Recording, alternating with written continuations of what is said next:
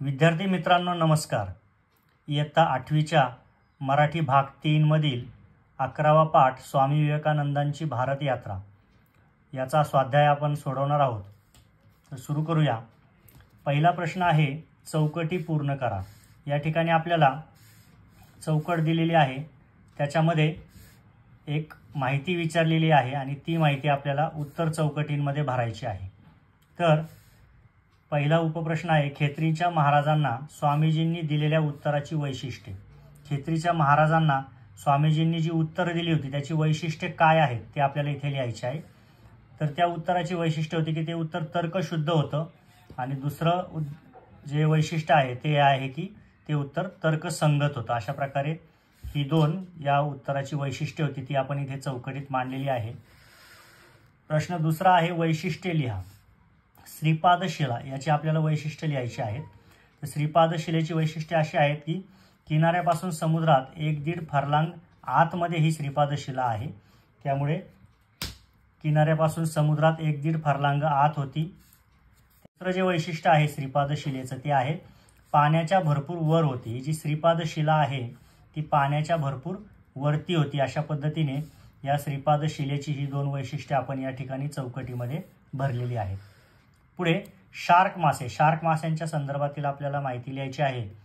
तर शार्क मासे यांचा जबडा जो असतो तो जबरदस्त असतो, अतिशय शक्तिशाली असा जबडा असतो, हे एक वैशिष्ट्य आहे.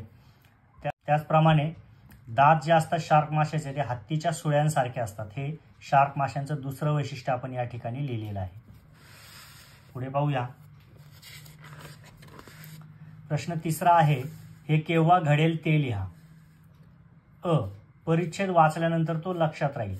तर परिच्छेद वाचल्यानंतर तो लक्षात राहील हे केव्हा घडेल हे आपल्याला लिहायचं आहे पाठाच्या आधारे. जर आपण पाठाचं बारकाईने वाचन केलं तर आपल्या लक्षात येईल की पाठामध्ये एक वाक्य आलेलं आहे की मन, बुद्धी आणि डोळे यांची शक्ती विकसित झाली की परिच्छेद वाचल्यावर तो लगेच लक्षात राहील, असा संदर्भ आपल्याला पाठामध्ये मिळतो.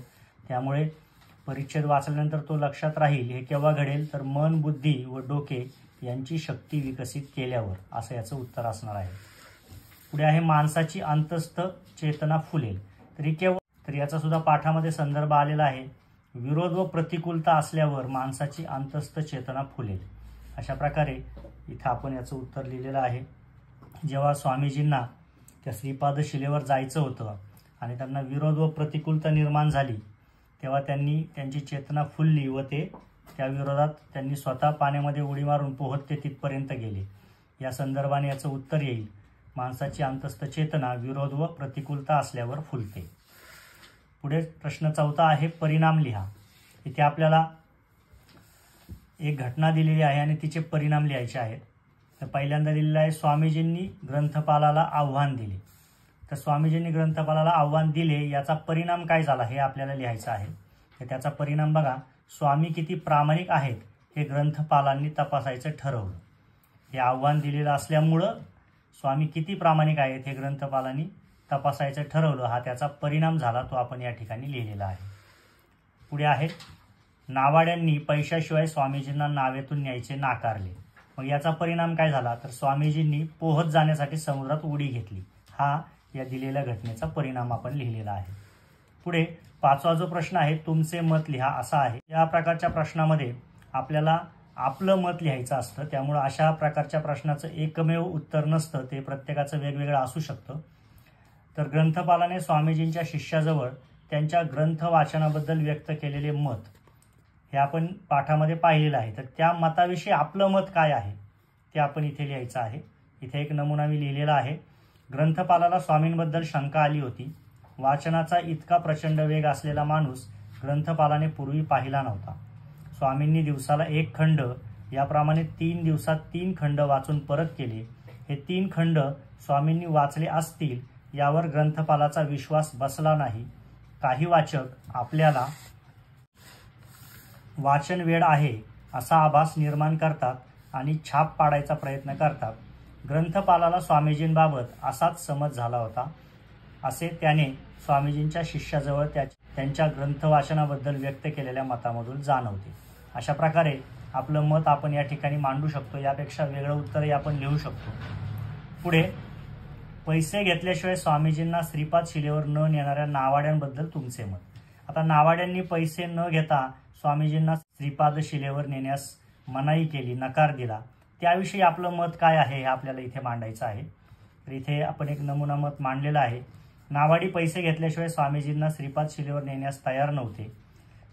प्रवाशांना त्यांच्या इच्छित स्थळी पोहोचवणे हा नावाड्यांचा व्यवसाय होता. त्यामुळे त्यांनी स्वामीजींना नेण्यास नकार देणे हे योग्यच वाटते. शिवाय स्वामीजींचे मोठेपण लक्षात आल्यावर नावाड्यांना पश्चाताप झाला, यावरून ते मनाने चांगले होते हे लक्षात येते. तर नावाड्यांनी नकार दिला होता, परंतु त्यांचं काम होतं, ते पैसे न घेता ते करणारच नव्हते, त्यामुळे त्यांचं नकार देणं योग्य होतं. आणि स्वामीजींचं मोठेपण लक्षात आल्यावर मात्र त्यांना पश्चाताप झाला होता, यावरून ते नावाडी मनाने खरंच चांगलं होते हेही आपल्या लक्षात येतं. अशा प्रकारे आपण इथे मत मांडलेलं आहे. पुढे 6वा प्रश्न आहे, स्वामीजींचे खालील गुण दर्शवणारी वाक्य पाठातून शोधा व लिहा. स्वामीजींचे काही गुण आपल्याला या ठिकाणी दिलेले आहेत. हे गुण पाठातील कोणत्या वाक्यावरून आपल्या लक्षात येतात ती वाक्य आपल्याला इथे लिहायची आहे. पहिला आहे स्वामीजींचा निर्भयता हा गुण.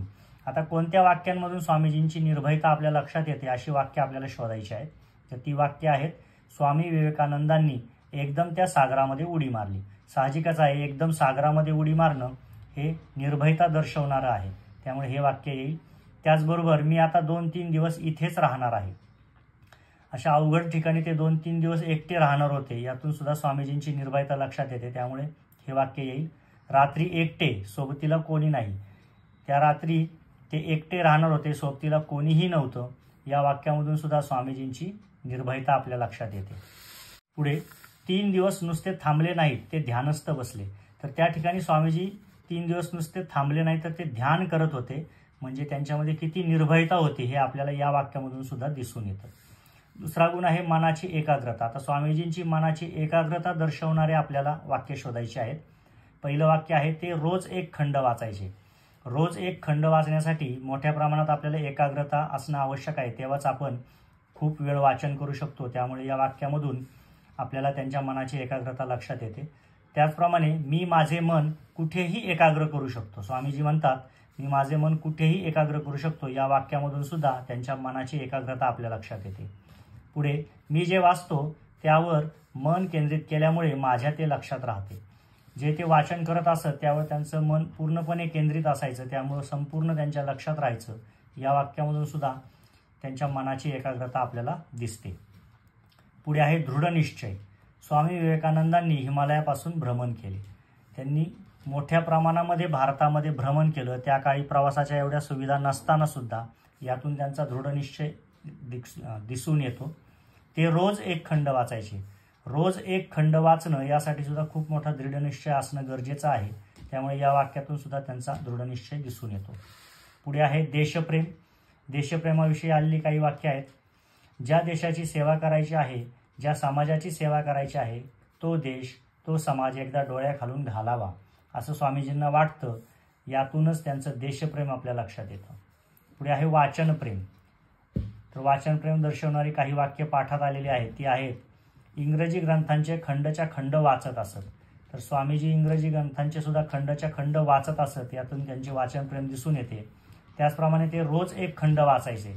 या वाक्यातून सुद्धा त्यांचं वाचनप्रेम दिसतं. त्याचबरोबर त्यांनी 3 दिवसात एक एक खंड वाचून परत केले.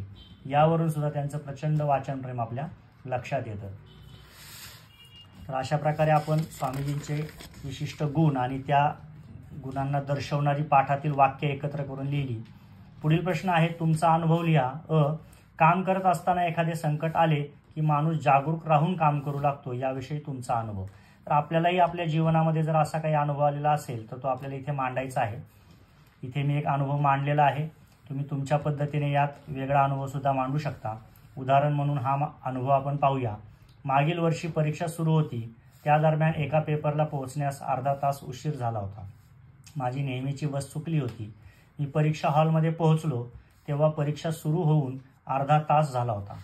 कमी वेळात पेपर सोडवण्याचे संकट आले होते, परंतु या संकटामुळेच मी अत्यंत जागरूकपणे सर्व प्रश्नांची उत्तरे लिहिली आणि आश्चर्य म्हणजे मला सर्वात जास्त गुण त्याच विषयात मिळाले. खरोखरच संकट आले की माणूस जागरूक राहून काम करतो हे खरंच आहे.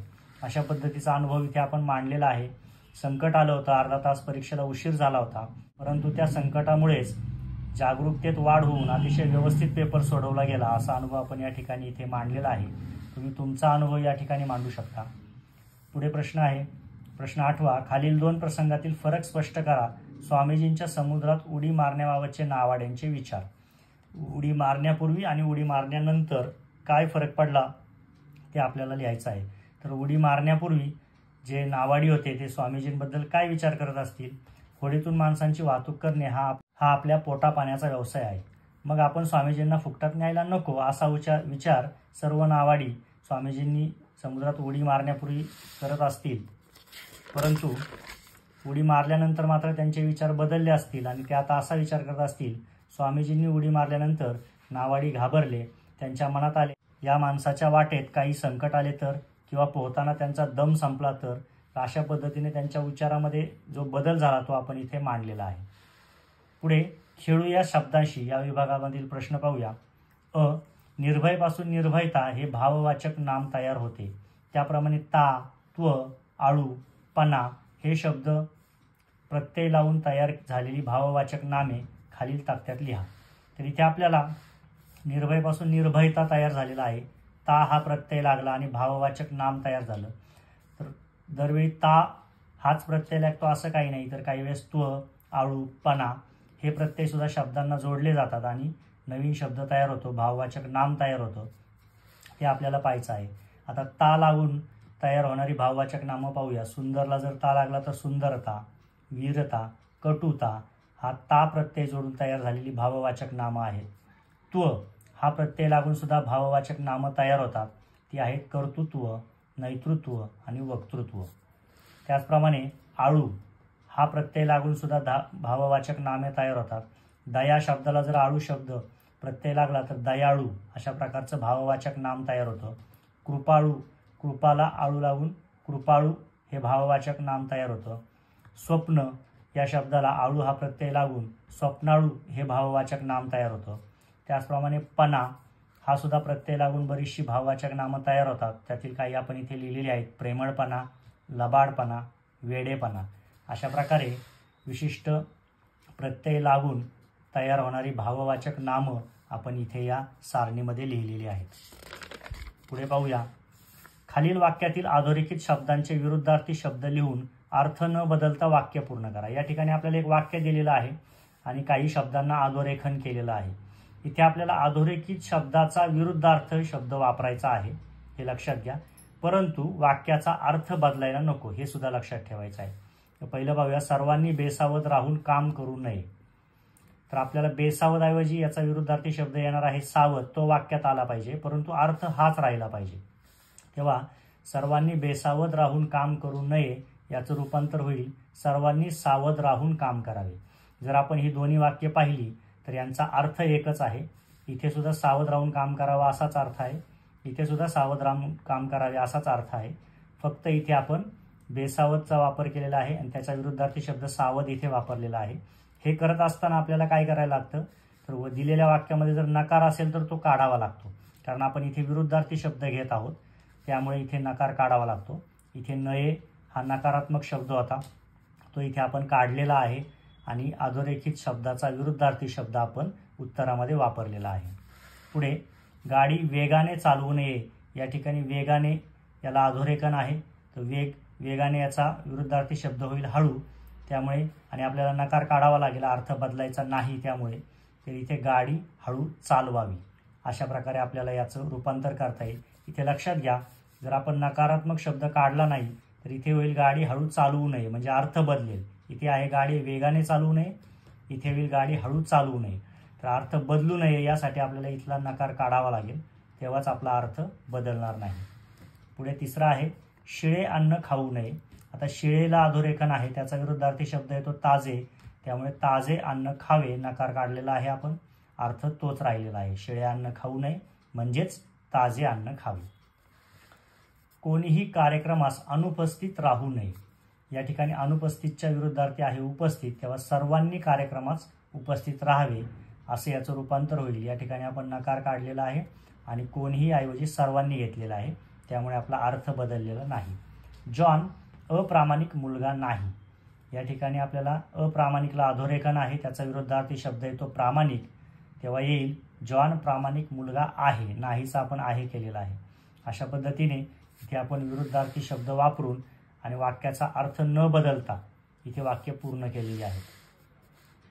पुढे आहे खालील चौकटीत बे हे अक्षर जोडून नवीन अर्थपूर्ण शब्द तयार करा। इथे एक उदाहरण दिलेलं आहे बेसावध। या ठिकाणी सावध या शब्दाला बे हे अक्षर जोडून बेसावध हा शब्द तयार झालेला आहे। तर असंच आपल्याला बे हा शब्द जोडून किंवा बे हे अक्षर जोडून नवीन शब्द तयार करायचे आहेत। आपल्याला बनवता येतील बेताल, तालला जर आपण बे हे अक्षर जोडलं तर बेताल तयार होईल। त्याप्रमाणे बेपरवा, बेफिकीर, बेजबाबदार, बेआब्रू अशा पद्धतीने आपण इथे दिलेल्या प्रश्नानुसार शब्दांना बे हे सुरुवातीला अक्षर जोडून वेगवेगळे शब्द तयार केलेले आहेत। या ठिकाणी आपला स्वाध्याय पूर्ण होत आहे। या स्वाध्यायामधील प्रश्नांचा व्यवस्थित अभ्यास करा। जे मुक्तोत्तरी प्रश्न आहेत, जिथे फक्त आपलं मत विचारलेलं आहे, अशा प्रश्नांमध्ये आपल्या मतानुसार आपण उत्तर लिहू शकतो, हे लक्षात घेऊन सराव करा। धन्यवाद।